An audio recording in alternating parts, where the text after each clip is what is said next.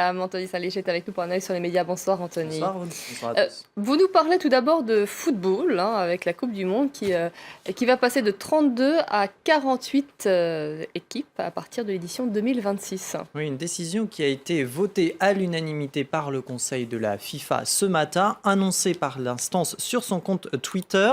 48 équipes réparties en 3 groupes de 16 sur 32 jours de compétition. C'est un format qui a été instauré et choisi par Gianni Infantino, le nouveau président, qui estime que ça permettra à plus de pays de pouvoir rêver, déclare-t-il.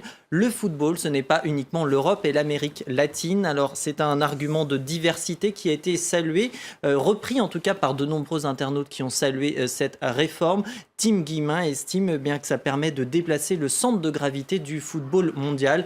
Le football n'est pas réservé à une élite européenne. Ce twitto marocain se félicite, lui, de voir 9 pays africains désormais représentés, même si l'attribution des places n'est pas encore officielle et définie. Tarek, autre twitto de son côté, estime que le terme Coupe du Monde prend enfin tout son sens. Mais cette réforme est loin de faire l'unanimité. Certains reprochent que ce soit avant tout une décision d'argent et non pas de diversité. Par conséquent, ce serait la victoire d'un foot business pour cet internaute. Il faut dire que le mondial 2026 à 46 équipes, c'est près de 600 millions de dollars de recettes, de ressources supplémentaires, financières supplémentaires. Ce n'est pas rien. Alors ça a été bien sûr condamné par certains dans le monde du football, notamment Karl-Heinz Rummenigge, le président de l'Association européenne des clubs et président du Bayern. Pour lui, c'est un mauvais signal, car pour lui, c'est la politique et le commerce qui parlent et non pas le sport. Et tout ça, ça marchait bien jusque-là. Il n'y a pas de raison que ça change. Voici son opinion. Autre réaction, celle cette fois-ci de Christophe Ducarry, l'international français, qui juge cela tout simplement scandaleux. Même analyse pour lui, parce qu'on fait de l'argent, on fait de la politique, on en oublie les intérêts du sport. Ce n'est pas vraiment l'avis des présidents du Barça et du Real Madrid qui, eux, estiment que ce sera une bonne chose pour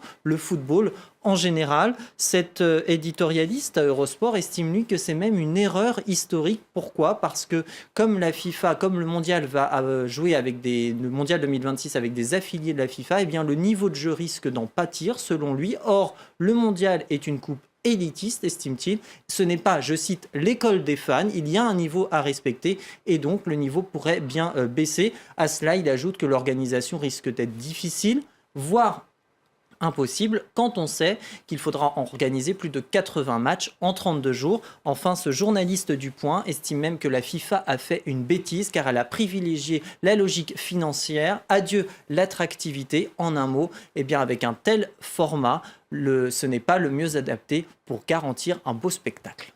Du moment que ça ne dure pas trop longtemps.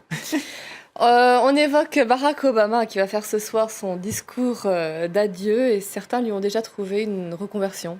Oui, Spotify, la plateforme de musique en ligne, lui a proposé un job original. Regardez ce que tweetait le dirigeant suédois. J'ai entendu dire que vous étiez intéressé par Spotify. Est-ce que vous aviez vu ceci? Regardez, c'est cette offre d'emploi président des playlists. Et parmi les critères requis, au moins 8 années d'expérience à la tête d'une nation de premier plan, un comportement amical et chaleureux et même un prix Nobel. En un mot, c'est un travail taillé sur mesure pour Barack Obama.